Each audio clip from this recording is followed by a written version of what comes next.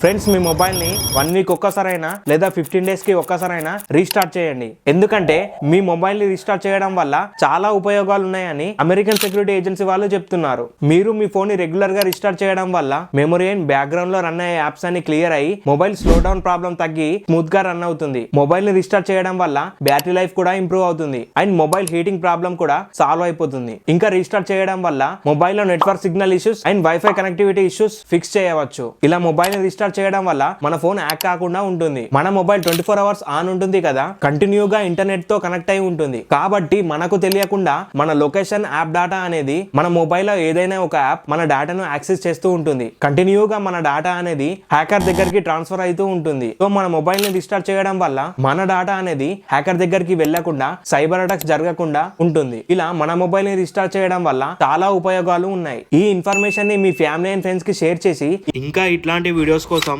మన ఛానల్ ని సబ్స్క్రైబ్ చేయండి.